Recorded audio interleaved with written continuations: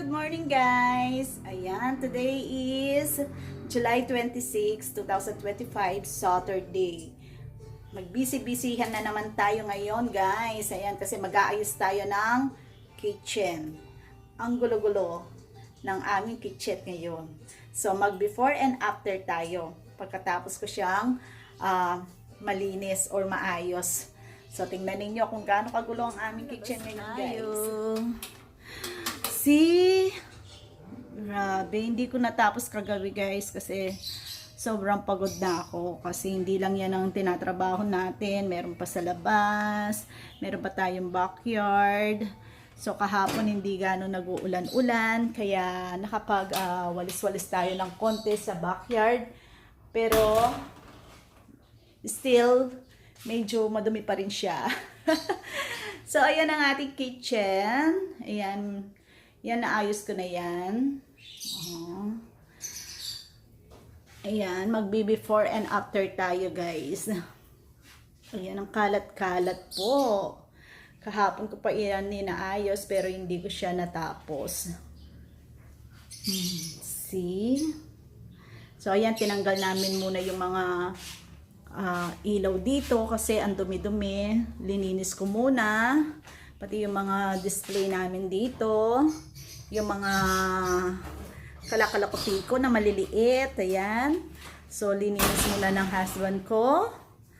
At, ayan nga. See? Ay, naku, ang dami kong Shopee. Hindi ko pa nabubuksan. Ayan. Ilang araw na dumating yan. Nagkasunod-sunod. Pero hindi ko pa siya na-open kasi ito yung gagamitin ko para sa Aiden's Cafe. Yung mga items siya ng Aiden's Cafe. Tayo ay mag-bake-bake. Gagawa tayo ng mga dessert para meron tayong ma-serve sa cafe natin ng mga dessert. Ayan. So, konti na lang. Matatapos ko na. Siguro itong araw na ito maayos-ayos na yung kitchen namin. And nagsisiningag ako. Ayan. Breakfast namin. Ang gulo-gulo. And ngayon, ayan, umuulan na naman guys. Ito ang ating backyard. Still, medyo makalat pa na naman. Dahil isang linggong umuulan. And meron po tayong dirty kitchen dyan. Ayan siya. Minsan dyan ako nagluluto. And dyan ka rin kami kumakain. Meron tayong table dyan. Meron tayong visitor area para sa mga visitor dyan. At ito po yung ating kitchen na napakagulo ngayon. So mag-before and after tayo. So talagang nag-cleaning kami guys kasi sobrang madas na, ang daming dust. So ayan nga yung aming carpet, inalis ko muna yung carpet namin sa sala kasi kailangan ko rin siyang malinisan. So ayan, tayo muna ay magsisinangag.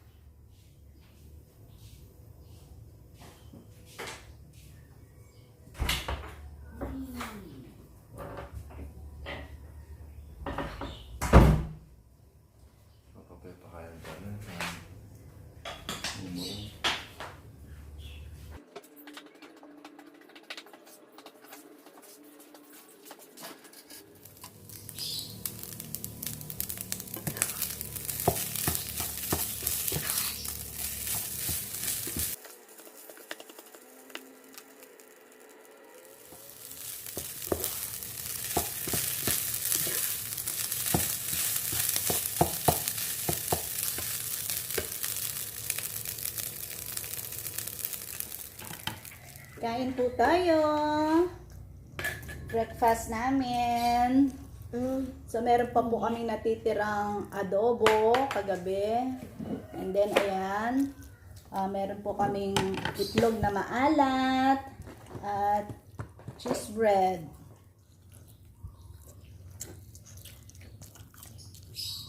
Kain po tayo.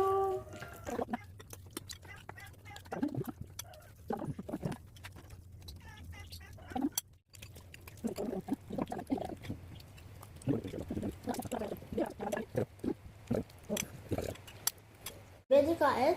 Pwede rin. Pwede rin?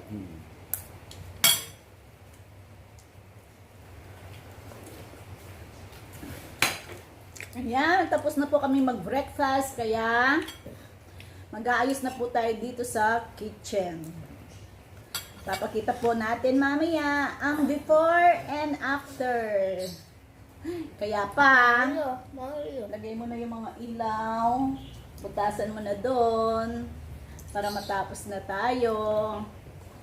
Okay, how about you, Rap? Ano matutulong mo dyan? Ay, ikaw ang maghugas ng plato. Wala. Magpunas siya, magpunas. Pwede Punas? Wala. Magpunas ka? Ugas ng plato. No? Siya yung mag-uugas, magwawalis. Kaya tutulong po ang aming baby bunso. Bakit? Para agad tayong matapos. Diba? Bakit?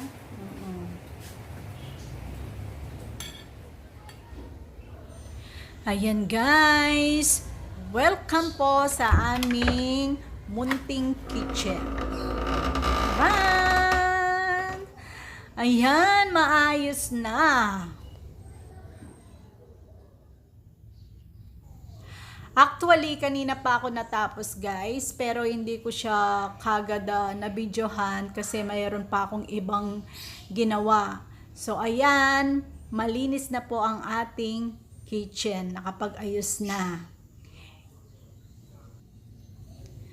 Now guys, ito yung ating coffee bar. Actually, hindi ito yung gustong-gusto kong coffee bar, pero dahil hindi na siya magagamit sa Aiden's Cafe, so ito na lang yung ginawa kong coffee bar ngayon.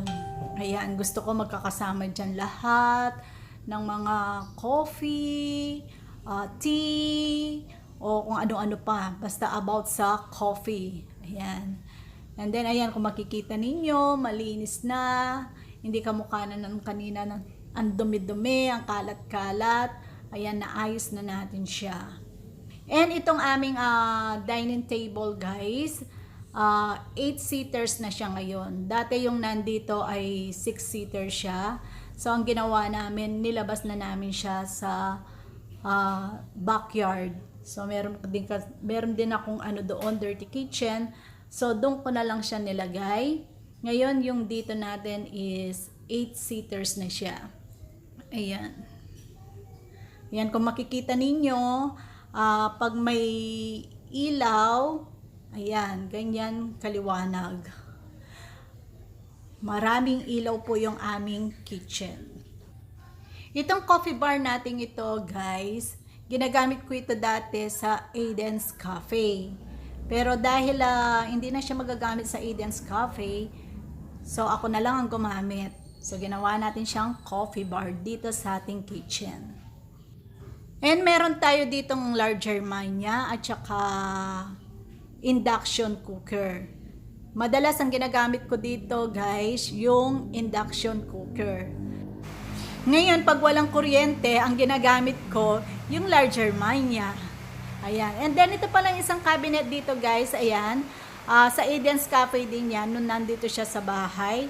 So, dahil lilipat kami, hindi ko na siya magagamit doon. And, ayan, at least nagamit siya dito sa aking kitchen. Inisip ko na kagad yun, guys. Kung hindi na siya magagamit sa Aiden's Cafe, at least dito sa bahay, magagamit siya. So, tulad yan, lilipat kami ng location, hindi na siya magagamit dito sa Aiden's Cafe, dito sa bahay, kasi nga, alisin na namin siya dito. So, at least, magagamit ko yung cabinet, di ba? So, ang ganda namang tingnan sa ating kitchen. So, nabagay naman po sa ating kitchen. And kung makikita ninyo, puro white. Gustong-gusto ko po talaga yung color white. Dahil malinis, maliwanag, maaliwalas tignan. Kahit po doon sa backyard natin, guys, yung pinagawa po namin doon ay color white talaga. Pero yung cabinet, ang kulay niya, ayan, kasing kulay po nung table natin at chair. Ganun po yung cabinet na pinagawa namin doon. Pero yung wall paint ng ano ba to, bubong, white po. Pati nga ano pati ano ba to, ceiling fan, white din siya. And nabagay din po doon yung ating 6-seater na table and chair. Ayan po yung ating induction cooker guys and large Germania. Madalas guys, ang ginagamit ko talaga dyan ay induction cooker. Pero pag walang kuryente, sabi ko nga, ang large Germania ang ginagamit ko. Kasi mas madali pag ang induction ang ginagamit ko guys. So ayan guys, magpapaalam na ako. Next time naman, ang iba-vlog natin yung ating pinagawa sa backyard. Dirty kitchen at saka meron tayong receiving na area doon. O siya guys, please, kung bago ka lang dito sa aking channel, subscribe, like, and share. Thank you and God bless!